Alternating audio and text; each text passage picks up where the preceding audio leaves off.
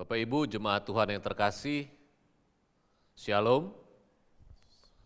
Hari ini kita akan merayakan, memperingati ibadah Jumat Agung 10 April 2020. Ibadah Jumat Agung kita kali ini secara online dan disiarkan untuk klasis priangan. Tema ibadah kita hari ini adalah keagungan sebuah kematian.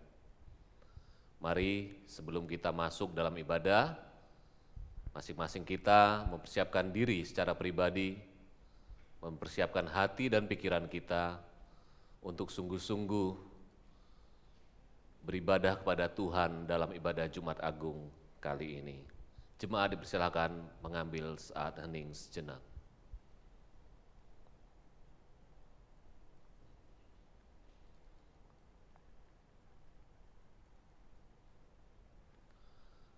Hari ini,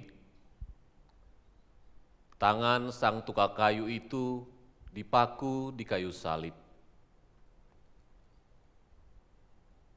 Wajah yang mulia itu diberi mahkota duri. Sosok Kristus yang agung itu dihina dan dicerca. Hari ini Ia membebaskan kita. Ia disalibkan karena kita. Hari ini kita mengenang pengorbanannya. Marilah kita datang ke kaki salibnya.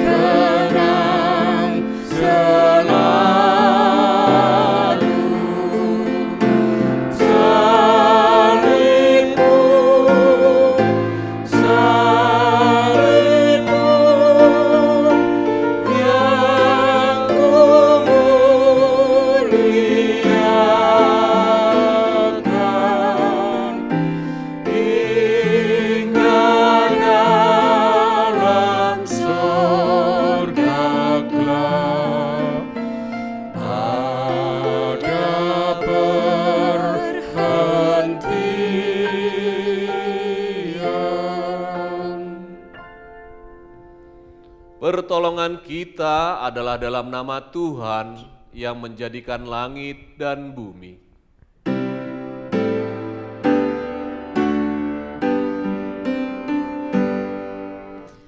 Amin, amin, amin.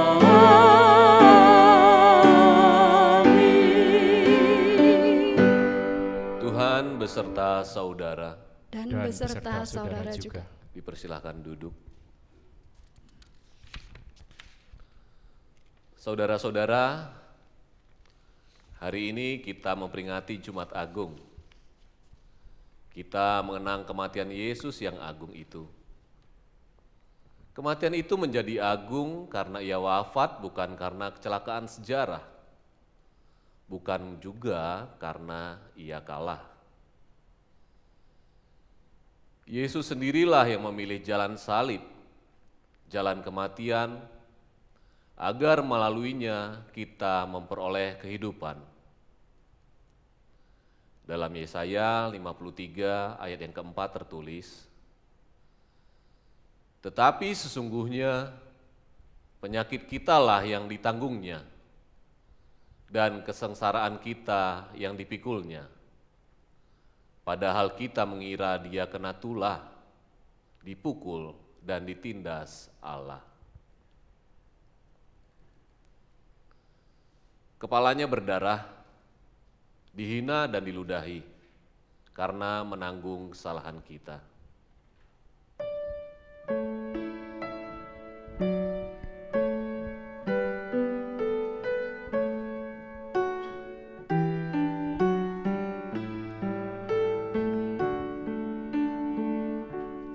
Kepala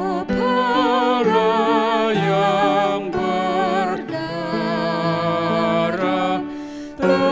tertunduk dan sedih, penuh dengan sengsara dan luka yang pedih. Meski mahkota turi menghina harkat-Mu, Kau patut Ku kagumi, terima hormat-Ku.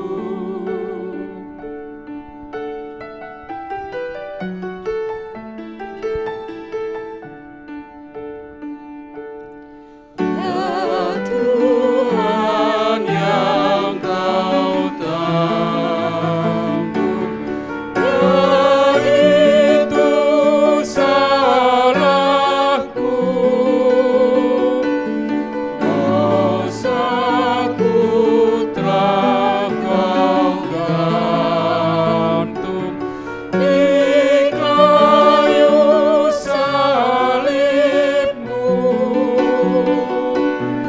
Oh, kasihani aku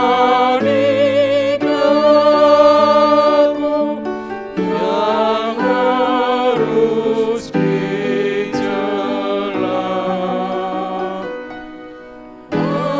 Ampunilah hamba-Mu, beri anugerah.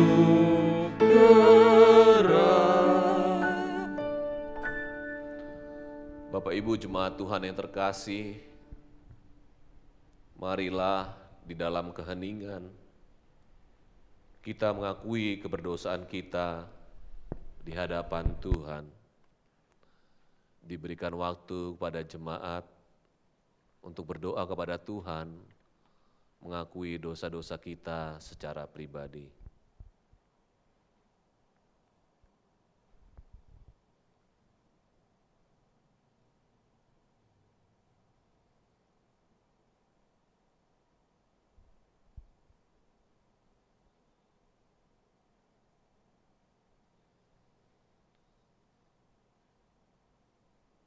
Ya Bapa,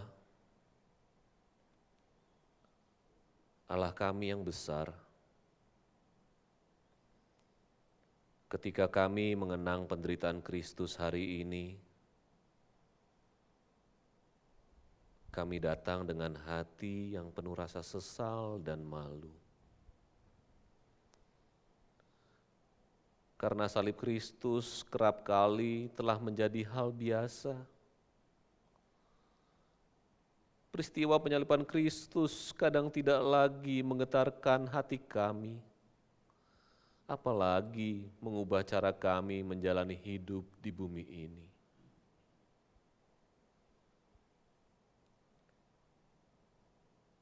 Kami mengakui bahwa prinsip memikul salib kadang tidak lagi menjadi prinsip hidup kami. Di tengah kesibukan hidup sehari-hari, sering kami mencari apa yang mudah, apa yang aman dan nyaman. Oh, ampunilah kami akan dosa dan kesalahan kami. Karena sesungguhnya dosa kamilah yang menjadi mahkota duri Kristus. Dan di dalam lukanya ada nama kami tertera.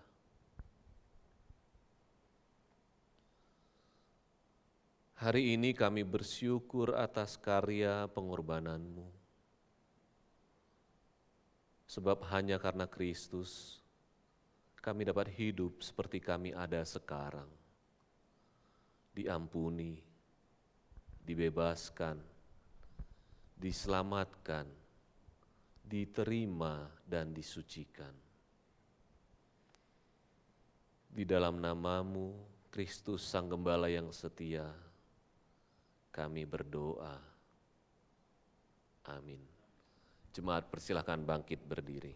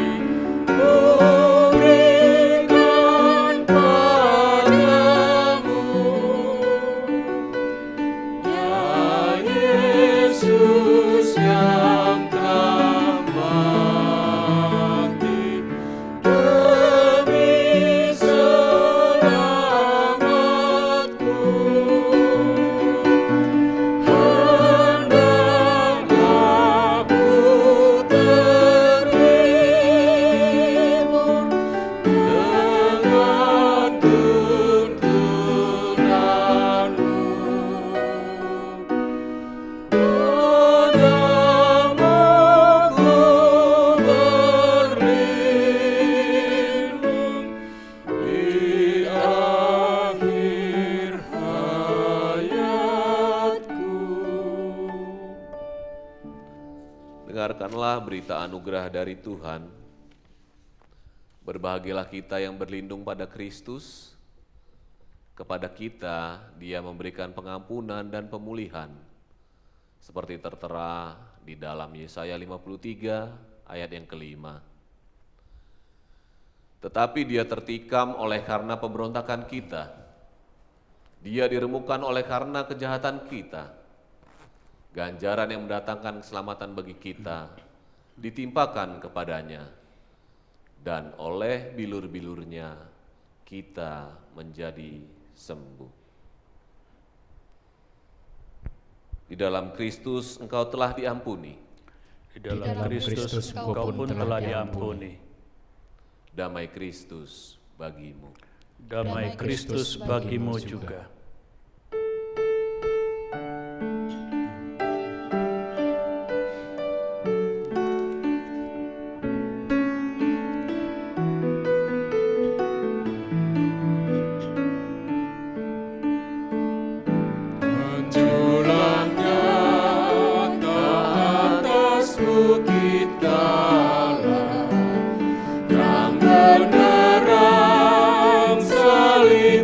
Tuhan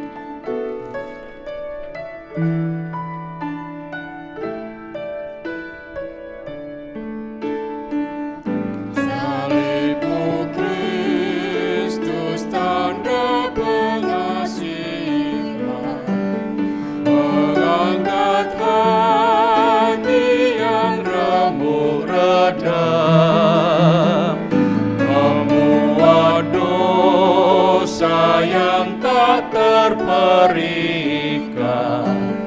di lubuk cinta Tuhan terbenar.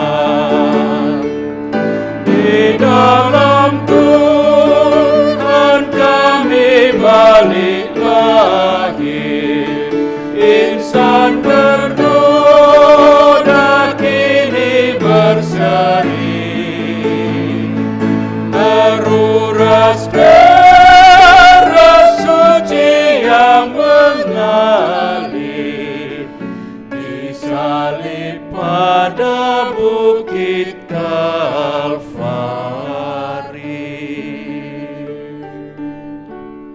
Jemaat yang kasih Tuhan, mari kita bersama-sama berdoa. Bapa, oleh karena kemurahan-Mu lah, di tengah-tengah situasi seperti ini, kami boleh kembali memperingati kematian-Mu di hari Jumat Agung ini. Terima kasih untuk cinta kasih yang begitu besar yang Tuhan sudah nyatakan kepada kami. Hari ini kami tidak hanya sekedar mau mengenangnya, memperingatinya, tetapi juga mau mendapatkan kekuatan melalui peristiwa ini, sehingga melaluinya kami bisa hidup berkemenangan seperti Kristus sudah menang atas dosa di atas kayu salib. Kami mau membaca dan merenungkan firman-Mu. Bersabdalah kepada kami, ya Bapa yang hadir di tengah-tengah kami. Roh-Mu yang kudus, biarlah memberikan kepada kami penerangan, supaya kami paham dan mengerti, dan kekuatan, supaya kami disanggupkan untuk hidup di dalam kebenaran firman-Mu. Di dalam nama Kristus Tuhan kami berdoa. Amin. Jemaat dipersilakan duduk. Mari bersama-sama saya ingin mengajak jemaat sekalian untuk membaca satu bagian Alkitab dari Injil Yohanes pasal 19. Injil Yohanes pasal 19 ayat 28 sampai dengan ayat yang ke-38. Injil Yohanes pasal 19 ayat 28 sampai dengan 38. Bunyinya demikian.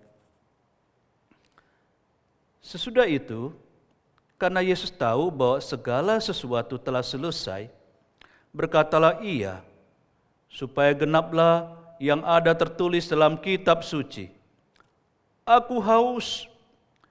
Di situ ada suatu bekas penuh anggur asam.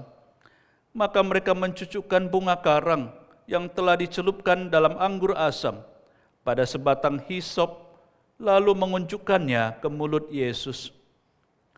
Sesudah Yesus meminum anggur asam itu, berkatalah Ia, sudah selesai. Lalu Ia menundukkan kepalanya dan menyerahkan nyawanya. Karena hari itu, hari persiapan, dan supaya pada hari Sabat mayat-mayat itu tidak tinggal tergantung pada kayu salib, sebab Sabat itu adalah hari yang besar, maka datanglah orang-orang Yahudi kepada Pilatus dan meminta kepadanya supaya kaki orang-orang itu dipatahkan dan mayat-mayatnya diturunkan. Maka datanglah prajurit-prajurit, lalu mematahkan kaki orang yang pertama dan kaki orang yang lain yang disalibkan bersama-sama dengan Yesus. Tetapi ketika mereka sampai kepada Yesus dan melihat bahwa Ia telah mati, mereka tidak mematahkan kakinya. Tetapi seorang dari antara prajurit itu menikam lambungnya dengan tombak, dan segera mengalir keluar darah dan air. Dan orang yang melihat hal itu sendiri yang memberikan kesaksian ini, dan kesaksiannya benar, dan ia tahu bahwa ia mengatakan kebenaran, supaya kamu juga percaya. Sebab hal itu terjadi, supaya genaplah yang tertulis dalam kitab suci. Tidak ada tulangnya yang akan dipatahkan, dan ada pula nas yang mengatakan, mereka akan memandang kepada Dia yang telah ditikam. Sesudah itu, Yusuf dari Arimatea, ia murid Yesus, tetapi sembunyi-sembunyi karena takut kepada orang Yahudi, meminta kepada Pilatus supaya ia diperbolehkan menurunkan mayat Yesus. Dan Pilatus meluluskan permintaannya itu. Lalu datanglah ia dan menurunkan mayat itu. Demikian Injil Yesus Kristus. Berbahagialah setiap orang yang mendengarkan firman Allah serta memeliharanya. Hosana.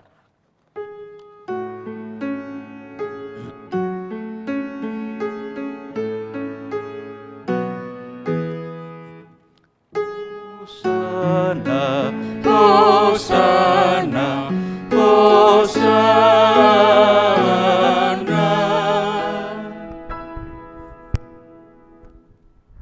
Salam sejahtera bagi Bapak, Ibu, dan Saudara yang saya kasih dalam nama Tuhan Yesus Kristus. Hari ini kembali kita bersama-sama merayakan dan memperingati Jumat Agung. Sekalipun kita memperingatinya secara online, namun kita tetap bersama mengingat akan kebesaran dan kasih Tuhan yang Tuhan sudah tunjukkan kepada kita di atas kayu salib.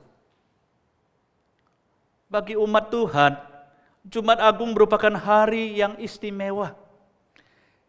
Kita tidak pernah akan melewati beribadah pada hari seperti ini. Itulah sebabnya mengapa disebut Jumat Agung. Disebut Jumat Agung bukan karena harinya yang agung. Kita tidak pernah mengagungkan suatu hari tertentu. Disebut Jumat Agung karena keagungan itu merujuk kepada kematian Tuhan Yesus di atas kayu salib. Hari Jumat adalah hari penyaliban di mana Tuhan Yesus menyerahkan nyawanya kepada Bapa demi keselamatan dunia. Oleh sebab ini, saudara-saudara yang kasih Tuhan, orang-orang Kristen di sepanjang abad dan di seluruh dunia tidak hanya sekedar mengingat akan Jumat Agung, tapi mereka juga percaya bahwa di dalam Jumat Agung, di dalam kematian Kristus itu ada makna yang agung yang bisa menjadi pelajaran bagi kita sekalian. Ada nilai yang agung yang dapat kita pelajari dari penderitaan dan kematian Yesus yang dicatat di dalam Injil Yohanes yang baru saja kita bacakan tadi. Pertama-tama, mari kita lihat keagungan dari sikap Kristus yang terpancar ketika dia meresponi kehendak Bapanya yang berujung dengan penderitaan dan kematiannya. Kalau kita lihat kehidupan manusia, kita akan tahu bahwa manusia cenderung menghindari bahkan menolak penderitaan, apalagi kematian. Buat manusia penderitaan dan kematian adalah bayang-bayang yang sangat menakutkan. Tidak heran karena takut penderitaan yang pada hari ini disebabkan oleh COVID-19. Ada yang bersembunyi di bunker bawah tanah. Tidak sedikit yang mengungsi ke pulau-pulau terpencil. Dan kebanyakan kita, saudara, menghindarinya dengan cara membatasi kehidupan sosial ataupun lebih banyak berdiam di rumah. Berbeda dengan kita, Yesus tidak berusaha menghindari penderitaan dan kematian yang akan dihadapinya sebagai konsekuensi dari misi Bapanya. Yohanes menegaskan keagungan jiwa Yesus dengan menunjukkan sikap penyerahan, kepatuhan, dan kesetiaan Yesus kepada kehendak Allah. Bahkan sampai harus mati di atas kayu salib. Ini terlihat dari cara Yohanes mengaitkan keseluruhan peristiwa di saat-saat penyaliban dan kematian Yesus dengan nubuatan di dalam perjanjian lama. Sepertinya Yohanes ingin mengatakan, Yesus tahu apa yang akan dihadapi untuk menggenapkan misi Allah dalam dunia ini. Ia tahu kesukaran, ia tahu penderitaan yang harus dihadapi. Bahkan dia tahu kematian yang paling hina dan menderita akan terjadi melalui penyaliban. Yesus tidak pernah lari dari misi Allah yang diembankan kepadanya hanya karena penderitaan dan kematian yang harus dialami. Ia tidak pernah membatalkan tujuan Allah dalam kehidupannya ketika banyak godaan yang mencoba melencengkan dia dari tujuan itu. Bahkan, ia tidak terpaksa melakukan semua itu. Bahkan sebaliknya, dengan sukarela menggenapi misi Allah, sekalipun dia tahu dia harus menderita dan mati. Apapun yang terjadi, ia tetap fokus pada misi Allah. Apapun konsekuensinya, ia tetap menjalani kehendak Bapanya yang sudah ditaruh di dalam kehidupannya pada waktu dia berinkarnasi ke dalam dunia. Ketenangan jiwa Yesus yang tegar menghadapi penderitaan dan kematian menjadi contoh bagi kita, para muridnya yang hidup di dunia ini. Kita tahu kelak di dalam kehidupan kita, bahkan sekarang ini kita harus berhadapan dengan penderitaan dan kematian. Bukan saja pada waktu melaksanakan misi Allah, tetapi pada waktu menghadapi penderitaan, kesukaran, dan wabah yang sedang melanda dunia ini. Situasi sekarang ini serba tidak pasti karena krisis akibat pandemi yang sedang terjadi. Banyak orang mencari aman untuk diri sendiri dan keluarganya. Sementara itu, di luar sana, banyak orang yang sedang tidak beruntung dan menderita baik secara fisik, psikis maupun ekonomi. Apa yang harus kita lakukan sebagai pengikut Kristus di tengah situasi ini? Bolehkah kita berpangku tangan melihat kebutuhan yang ada dengan alasan karena takut?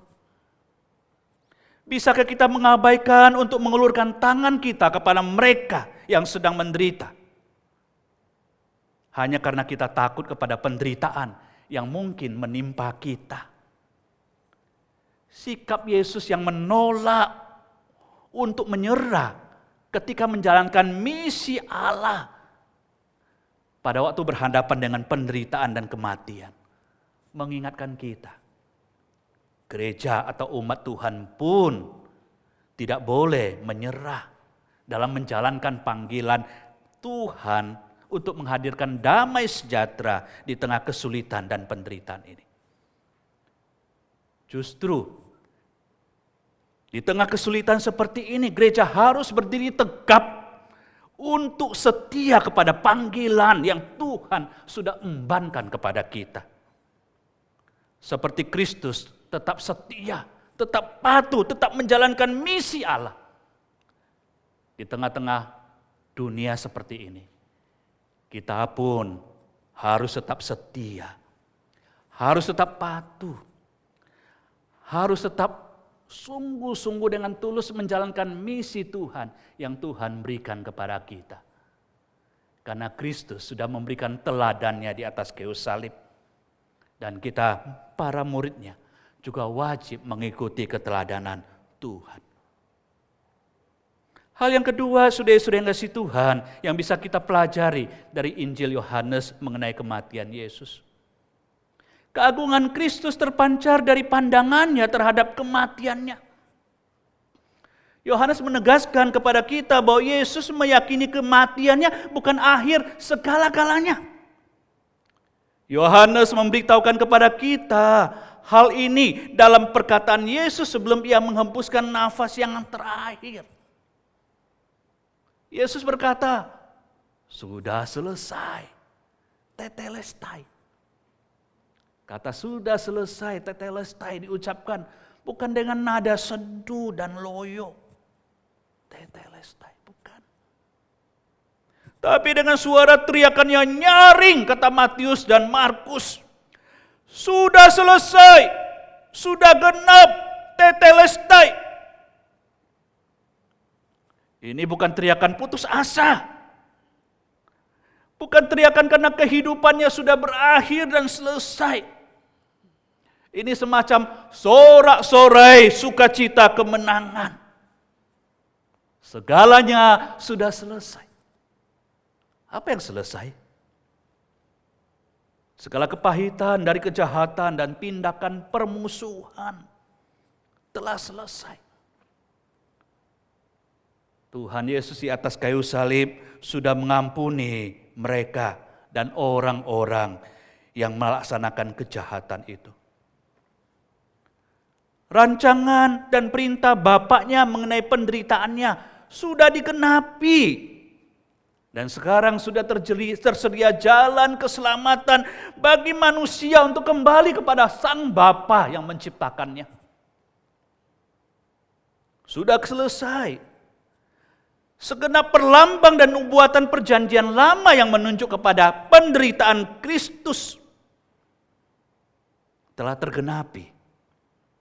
Semua sudah terjawab, bukan teka-teki lagi. Semua sudah digenapkan melalui penderitaan dan kematian Kristus di atas kayu salib. Makanya Kristus katakan, sudah selesai.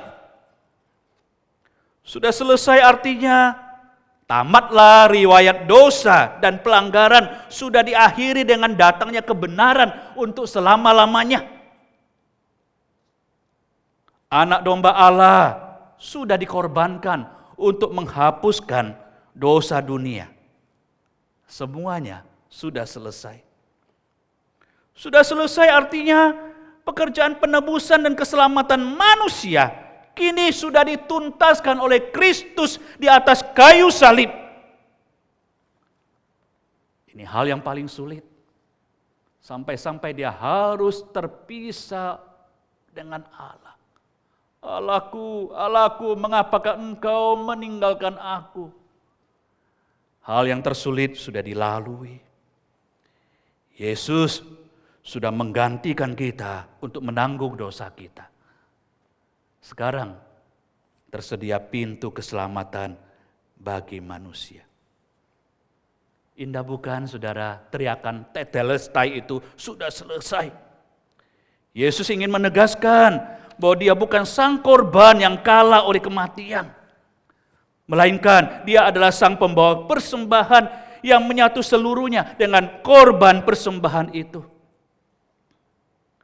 Kristus menunjukkan kehendak Allah di dalam semua penderitaannya, yang melaluinya kita semua diselamatkan dari dosa dan kematian, serta mengalami pengudusan. Dengan demikian saudara yang kasih Tuhan, wafat Kristus menjadi sumber kehidupan. Kematian bukan akhir, kematian bukan selesai dan berhenti. Di dalam kematian Kristus ada pengharapan. Di dalam pengharapan ada buah keselamatan yang dapat dinikmati oleh barang siapa yang percaya kepadanya. Sehingga kita dapat mengatakan, di saat aku mati, Engkau Tuhan tinggal sertaku. Di pintu maut menanti, ya Tuhan datanglah. Dikala kecemasan menghimpit hatiku, berilah kekuatan berkat sengsaramu. Hal ketiga, saudara-saudara yang kasih Tuhan, Yohanes mencatat keagungan dari kuasa kematian Yesus. Di dalam ayat 38, Yohanes menekankan terjadinya sebuah perubahan sikap dari seorang manusia yang bernama Yusuf. Dari gelagatnya, saudara, dia adalah seorang yang punya kedudukan. Makanya dia bisa punya akses langsung kepada Pilatus untuk meminta supaya mayat Yesus yang tergantung itu dapat diturunkan dan dikuburkan dengan layak. Para penafsir mengatakan kemungkinan besar dia adalah anggota Sanhedrin, sebuah lembaga keagamaan yang punya power, punya kuasa yang besar untuk menentukan hitam putihnya kehidupan bangsa Yahudi pada waktu itu. Ketika Yusuf memandang kepada Yesus yang tergantung di atas kayu salib itu, tiba-tiba muncul keberanian dalam dirinya. Padahal hal itu tidak terjadi semasa hidupnya. Namun segera setelah Yesus mati di salib, rasa takut itu lenyap. Ia berani mengajukan permohonan kepada gubernur Romawi untuk mendapatkan tubuh Yesus. Dia yang dulunya takut pada waktu Yesus masih hidup, kini menyatakan memihak kepada Kristus dengan cara yang disaksikan oleh semua orang. Belum 1 jam Yesus mati, maka salah satu nubuatnya tergenapi. Apabila aku ditinggikan dari bumi, kata Yesus, aku akan menarik semua orang datang kepadaku.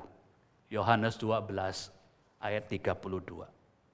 Kuasa kematian Kristus telah mengubah Yusuf.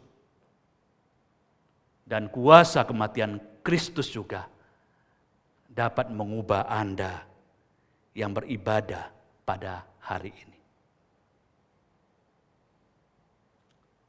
Apakah Anda ingin diubah oleh Kristus? Mungkin Anda mengatakan, saya mengalami kecanduan terhadap sesuatu yang berdosa. Maka hari ini saya mau katakan kepada saudara, datanglah kepada Kristus. Ia akan melepaskan dan mengubah Anda dari kecanduan dan kehidupan berdosa menjadi kehidupan yang berkemenangan. Mungkin juga Anda mengalami kecemasan dan stres akibat krisis yang sedang terjadi. Datanglah dan lihatlah kepada salibnya yang agung. Bertelurlah di kaki Kristus. Ia akan mengubah kecemasanmu menjadi keberanian dan sukacita. Mungkin juga sudah mengatakan ada dosa egoisme yang sedang menghimpit kita, sehingga kita tidak peduli dengan situasi orang-orang di sekitar kita pada saat ini. Datanglah dan lihatlah kepada salib Kristus. Bertelurlah di bawah kakinya. Dia akan mengubah hati Anda yang dingin menjadi hangat. Keegoisan menjadi empati. Ketidakpedulian diubahkan menjadi kasih. Sehingga Anda akan mengulurkan tangan untuk menghadirkan kasih dan kepedulian kepada orang-orang yang membutuhkan. Datanglah kepada salib Kristus. Maka kuasanya, kuasa dari kematiannya, sanggup mengubah Anda menjadi manusia baru. Manusia yang penuh dengan kemenangan. Dan manusia akan menghadirkan kasih kepada orang-orang di sekitar Anda. Maukah Anda menjadi manusia yang seperti itu? Maukah Anda menjadi manusia yang senantiasa belajar kepatuhan dan ketaatan kepada kehendak Allah di dalam kehidupan kita, apapun yang mungkin sedang menimpa kita. Kita tidak peduli. Kita tetap setia menjalankan misi itu sekalipun di tengah-tengah kesukaran dan penderitaan. Maukah Anda datang kepada Kristus untuk melihat keagungannya yang terpancar melalui kematiannya, bahwa di dalamnya Dia menghadirkan kuasa penyelamatan bagi saudara. Ada harapan, ada kehidupan yang Tuhan mau berikan, bahwa kematian bukan akhir, sebab melalui kematian Kristuslah ketika kita datang kepada Dia, kita akan mengalami kehidupan. Maukah Anda mengalami perubahan-perubahan dari kuasa kematian Kristus? Datanglah, buka hatimu, buka kehidupanmu. Biarlah Dia, yaitu Kristus, yang mati di atas kayu salib pada hari Jumat Agung itu, boleh hadir menjadi Tuhan dan Juru Selamat saudara. Menutup renungan pada hari ini, saya ingin melantunkan pujian dari Kidung Jemaat 170 yang baru saja kita nyanyikan tadi, Kepala yang Berdarah.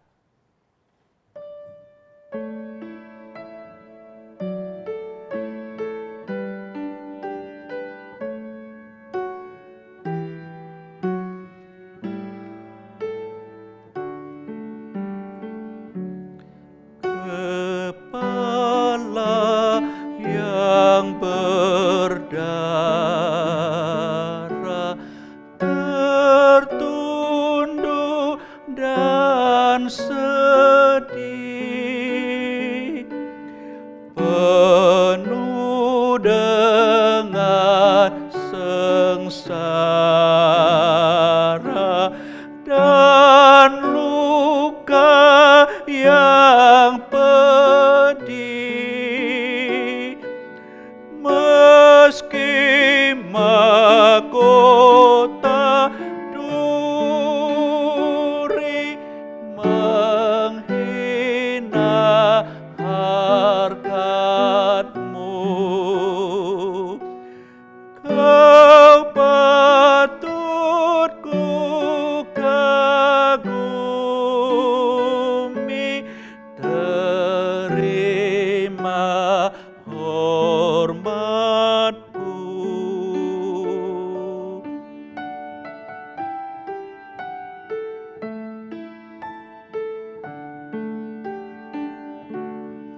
Oh wajah yang mulia, yang patut disembah dan layak menerima pujian dunia, sekarang diludahi, dihina, dicerca, disiksa, dilukai, yang salah siapakah?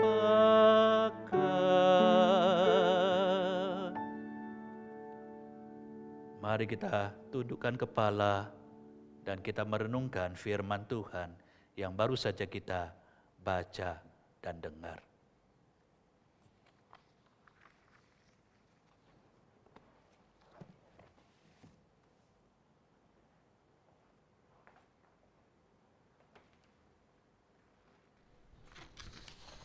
Umat Tuhan yang terkasih, marilah kita bersama dengan umat Allah di masa lalu, masa kini, dan masa depan, mengingat janji baptisan kita dengan mengikrarkan pengakuan iman rasuli.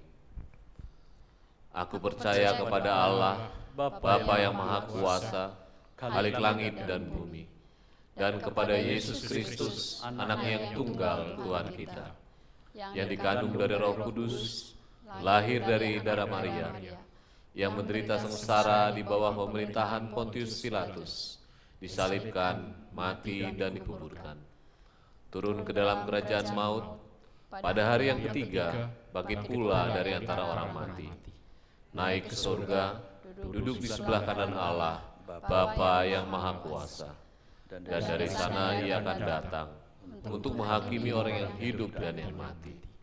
Aku percaya pada Roh Kudus, gereja yang kudus dan am, persekutuan orang kudus, pengampunan dosa, kebangkitan orang mati, dan hidup kekal.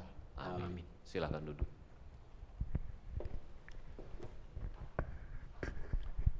Jemaat yang kasih Tuhan, mari bersama-sama kita naikkan doa. Kami bersyukur kepadamu ya Bapa, bahwa hari ini kami boleh kembali mengingat Jumat Agung. Sebuah peristiwa yang besar di dalam kehidupan kami dan sangat menentukan. Karena melaluinya pintu keselamatan dibukakan dan kemenangan terhadap dosa dimungkinkan. Kami bersyukur juga pagi ini kembali diingatkan makna dari kematian Yesus yang agung ini. Bersyukur kami diingatkan bahwa di tengah-tengah penderitaan sekalipun Yesus tetap menggenapkan misi Allah. Bahwa teriakannya sudah selesai adalah teriakan kemenangan karena menghadirkan keselamatan bagi kami. Dan kuasa dari salibnya adalah kuasa yang mengubahkan hidup kami. Terima kasih. Ingatkan kami, biar kami boleh hidup selaras dengan makna-makna yang terkandung dari Jumat Agung ini. Sehingga sebagai murid Tuhan, kami bisa hidup seperti apa yang Tuhan contohkan, seperti apa yang Tuhan lakukan, seperti apa yang Tuhan berikan kepada kami. Dan di dalam Kristus, kami dapat hidup berkemenangan atas dosa dan maut. Hari ini kembali kami datang kepadamu dan menyerahkan bangsa dan negara kami. Situasi bangsa kami tengah mengalami krisis ya Bapa. Wabah COVID-19 telah menyerang ribuan orang.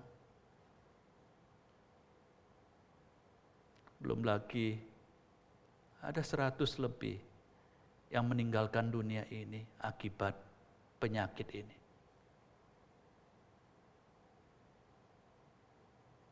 Kami mohon belas kasihan-Mu atas bangsa ini ya Bapa. Belas kasihan agar Engkau bisa mengangkat penyakit ini dari bangsa ini. Belas kasihan kepada pemerintah kami dan anugerah-Mu, agar mereka dapat memikirkan tindakan-tindakan yang tepat untuk mencegah penyakit ini mewabah lebih luas. Kami bersyukur pemerintah kami sudah menerapkan pelarangan untuk kumpul-kumpul dan sosial berskala besar. Kami mohon kepadamu agar melalui peraturan ini, kami umat Tuhan dan rakyat Indonesia boleh belajar taat. Karena dengan cara demikian, Tuhan mau memakainya untuk kepentingan bersama demi pencegahan penyakit ini meluas. Berilah kami kemauan ya Bapa, bangsa ini, supaya sungguh kami boleh berderap bersama untuk belajar berdiam diri di rumah kami kalau tidak ada keperluan.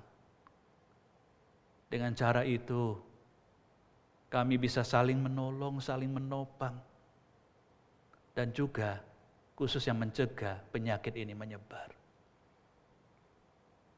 Kami serahkan para dokter yang merawat para pasien, mereka yang bekerja di ujung tombak, para medis juga. Beri mereka kekuatan, mereka sudah bekerja keras. Beri mereka kesehatan ya Bapa. Beri mereka anugerah-Mu dan hikmat-Mu untuk merawat para pasien tersebut. Sehingga para pasien itu satu persatu boleh dipulihkan dan disembuhkan. Kami berdoa juga untuk situasi ekonomi dan sosial bangsa ini. COVID-19 tidak hanya menjangkiti tubuh manusia, tetapi juga menggerogoti ekonomi bangsa ini dan berdampak sosial. Banyak yang harus kehilangan pekerjaan, mata pencarian, bahkan menurunnya pendapatan mereka akibat penyakit ini. Kami juga mohon belas kasihan-Mu, agar kami dikuatkan, dan terutama diberikan empati bagi mereka yang mampu supaya boleh mengulurkan tangan untuk membantu saudara-saudara kami yang lagi kesulitan. Kami serahkan juga pemerintah kami bulan ini menyalurkan bantuan sosial bagi puluhan juta keluarga Indonesia yang menderita. Beri hikmat supaya bantuan ini boleh tepat sasaran dan rakyat yang menderita secara finansial boleh tertolong dan ditopang kehidupan mereka. Dan kami juga menyediakan jemaat kami, umat percaya yang tergabung di dalam GKI, Klasis Priangan, dan juga GKI pada umumnya. Berbelas kasihanlah kepada kami juga ya Bapa. Di tengah-tengah kondisi ini, kuatkan kami, topang kami. Berikan kami iman yang terus berharap kepada Tuhan. Supaya kami tidak hanya sekedar dikuatkan buat diri kami sendiri, tetapi kami juga dikuatkan untuk melakukan panggilan kami sebagai gereja Tuhan. Menghadirkan kesejahteraan, menghadirkan damai bagi orang-orang di sekitar kami di tengah-tengah situasi yang tidak pasti ini. Biar kami boleh tetap bergerak, biar kami boleh tetap berderap bersama, mengulurkan tangan, membantu saudara-saudara seiman kami dan juga membantu saudara-saudara sebangsa kami. Supaya melaluinya mereka juga mengalami kasih dan pemeliharaan Tuhan di dalam kehidupan mereka. Demikian seru doa kami ya Bapa, yang kami alaskan hanya di dalam nama Tuhan Yesus Kristus yang mengajarkan kami berdoa. Bapa kami yang di surga, dikuduskan namamu, datanglah kerajaan-Mu, jadilah kehendak-Mu di bumi seperti di surga. Berikanlah kami pada hari ini makanan kami yang secukupnya, dan ampunilah kami akan kesalahan kami, seperti kami juga mengampuni orang yang bersalah kepada kami. Dan jangan bawa kami ke dalam pencobaan, tetapi lepaskan kami daripada yang jahat, karena Engkau yang mempunyai kerajaan dan kuasa dan kemuliaan sampai selama-lamanya. Amin.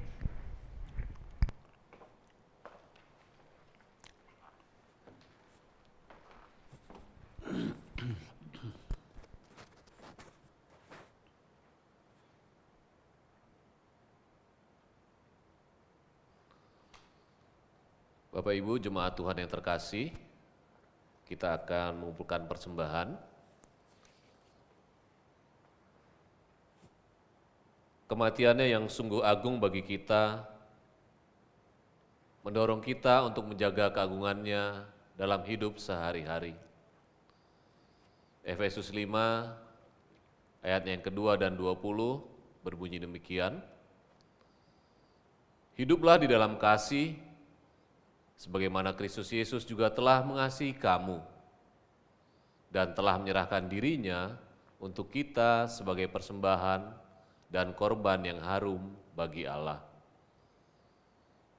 Ucaplah syukur senantiasa atas segala sesuatu dalam nama Tuhan kita Yesus Kristus kepada Allah dan Bapa kita. Untuk persembahan kita, umat dapat memberikan persembahan dengan menaruh persembahan di dalam sebuah wadah dan mengumpulkannya dari minggu ke minggu. Dan kemudian nanti diserahkan pada saat kita sudah bisa beribadah kembali di gedung gereja kita masing-masing, ataupun jemaat bisa mengirimkannya secara transfer lewat bank dengan melihat informasi nomor rekening gereja masing-masing dalam warta jemaat, atau mungkin di layar juga akan tertera. Hal ini juga berlaku untuk jemaat yang melakukan dan mengumpulkan persembahan puasa Paskah, bisa dikumpulkan dulu dan nanti pada saat kita beribadah kembali di gedung gereja, kita dapat mengumpulkannya, atau juga boleh ditransfer melalui rekening-rekening yang tertera. Kita akan menaikkan pujian dari NKB 73 mengiringi persembahan kita. Kasih Tuhanku lembut.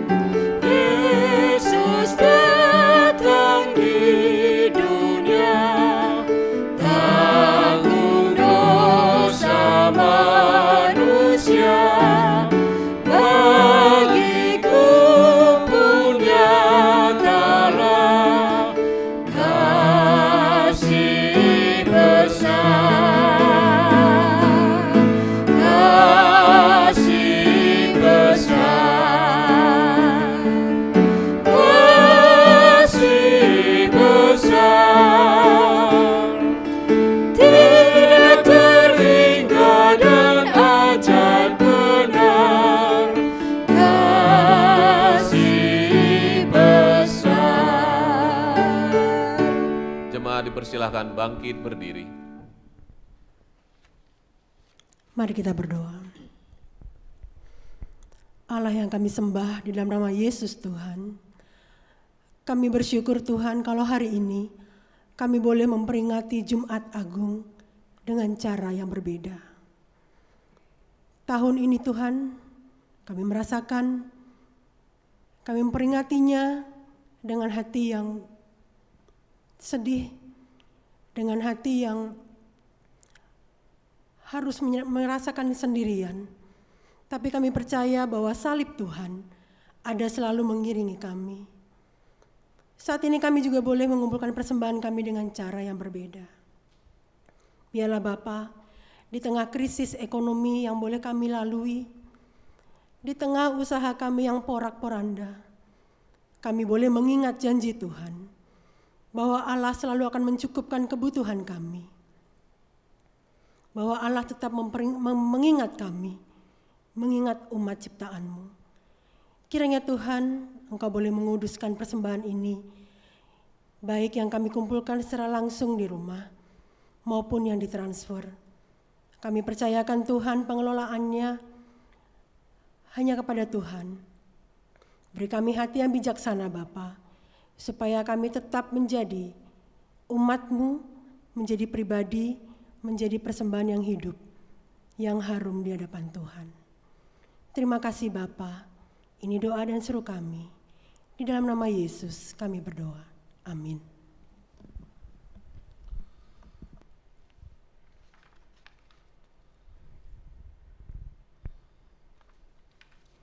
Saudara-saudara yang terkasih, sebentar lagi ibadah Jumat Agung kita akan selesai.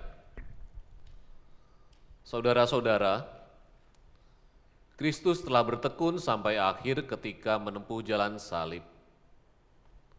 Marilah kita juga bertekun menjalani hidup di depan saat kita juga harus berhadapan dengan salib kita.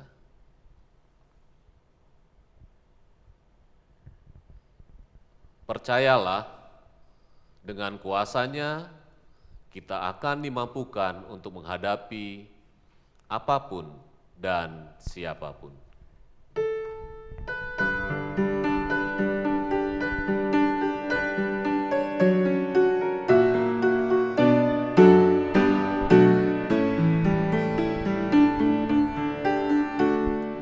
Mari lihatlah hari tergelam, Kristus mendaki Kalvari, Dia didera, duri dan cerca, dipaku di salib. Oh ajaib salibnya, oh ajaib kuasanya, manusia ditebus dan diampuni dosanya.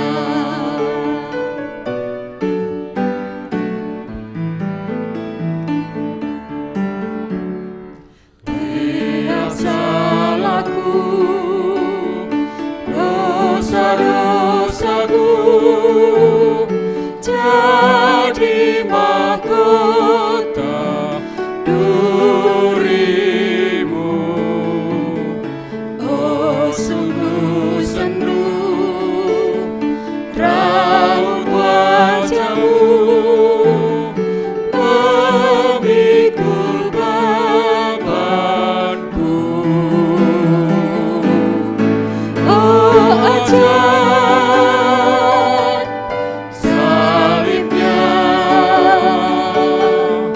oh ajaib kuasanya, manusia ditebus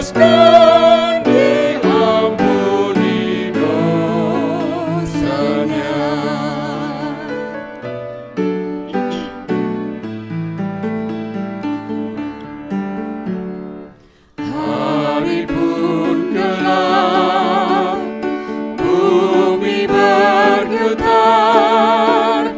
karena telah wafat Kalinya.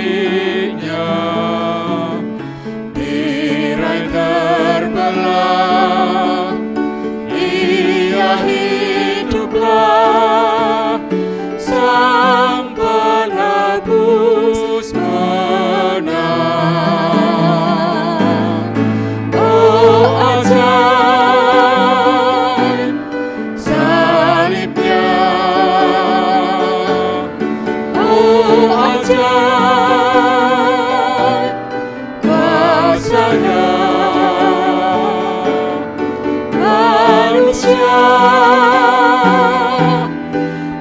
ditebus dan diampuni dosanya.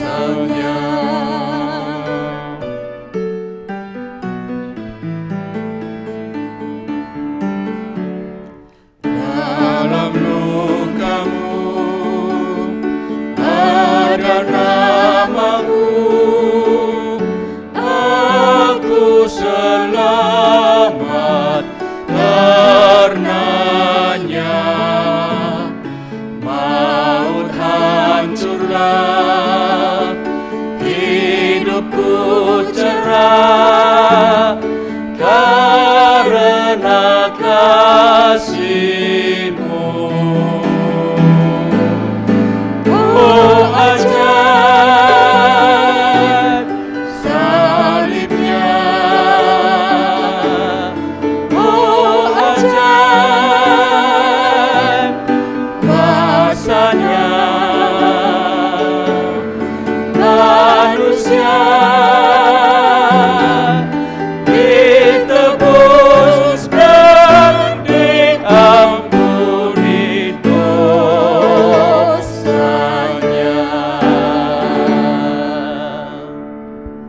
Jemaat yang dikasihi Tuhan, arahkanlah hatimu kepada Tuhan. Kami mengarahkan hati kami kepada Tuhan. Jadilah saksi Kristus. Syukur kepada Allah, Terpujilah Tuhan. kini dan selamanya. Terimalah berkat dari Tuhan. Tuhan memberkati engkau dan melindungi engkau. Tuhan menyinari engkau dengan wajah-Nya dan memberi engkau kasih karunia.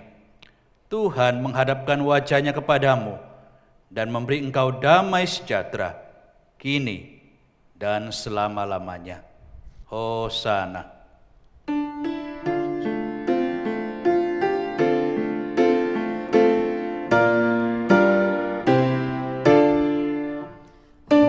Hosana, Hosana, Hosana, Hosana, Hosana, Hosana, amin.